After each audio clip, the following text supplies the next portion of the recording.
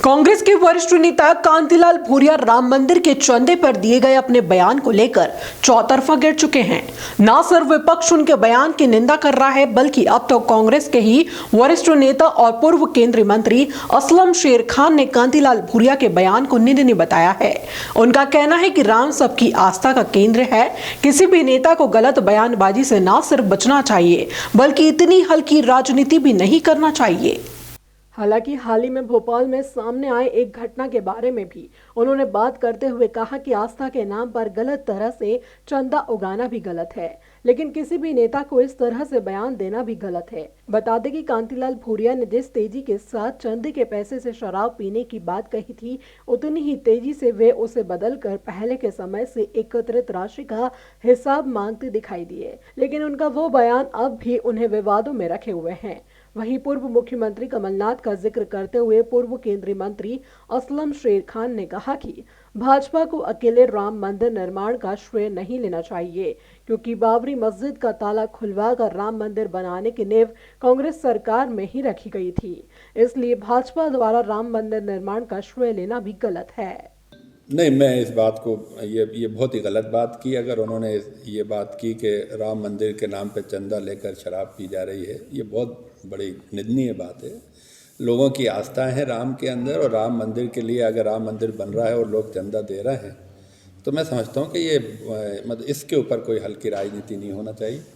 और ये अपनी स्वेच्छा से लोग, देखिए, आपने जैसे कहा, जो मुझे जानकारी दी, मुझे नहीं है जानकारी, क्योंकि मैं कल आ गया था देवास में, कि ये ज़रूर है कि उसका मिसयूज़ नहीं होना चाहिए। यानी राम के नाम के चंदे का कोई लोग उसको धंधा नहीं बनाना चाहिए। अगर वो धंधा बना लेंगे तो पैसे तो लोग दे देंगे, लेकिन वो धंधे में वो अपने उनके पॉकेट में चला जाएगा। तो गलत तरीके से राम के नाम पे चंदा नहीं होना चाहिए, ये भी सही है। लेकिन मैं समझता हूँ कि कांग्रेस पार्टी जो मैं देख रहा हूँ कि राम के नाम पर, राम मंदिर के नाम पर कमलनाथ जी के जो बयानात आए कि राम मंदिर में के बनाने में हमारा भी उतना ही योगदान है, क्योंकि हमने ही ताला खुलवाया बाबरी मस्जिद का, और एक तरह से रास्ता हमने दिया, और अल्टीमेटली ये स्टेज आई कि आज राम मंदिर बन रहा है। तो बीजेपी अकेला इसका श्रेय नहीं ले सकती, हम भी श्रेय ले रहे हैं। तो मैं ये कह रहा हूँ कि कांग्रेस पार्टी अब सही दिशा की तरफ बढ़ गई है कि हिंदू मेजॉरिटी प्लेइंग पे अब खेलने जा रही है। यानी सेक्युलरिज्म का वो जो इंदिरा गांधी वाला जो दौर था, या जो नेहरू जी और महात्मा गांधी और सरदार पटेल और मौलाना वाली जो थी, और इंदिरा गांधी तक वो राजनीति, 80 का दशक आप उसको कट ऑफ दशक मान लीजिए। 80 के बाद की राजनीति और 80 से पहले का भारत, ये अलग अलग दो थी। तो अब ये हिंदू प्लेइंग पे जा रही है कि कमलनाथ जी इसको, कांग्रेस को हिंदू प्लेइंग पे ले जा रहा है, धीरे धीरे ले जा रहा है, लेकिन उस तरफ ले जा रहा है। तो मैं समझता हूँ कि इसमें कोई बुराई नहीं है। लेकिन यहाँ ही मैंने भी अब ये सोचा है कि जो मुस्लिम मतदाता है वो बिल्कुल आइसोलेशन में चला गया, उसका रोल ख़त्म हो गया।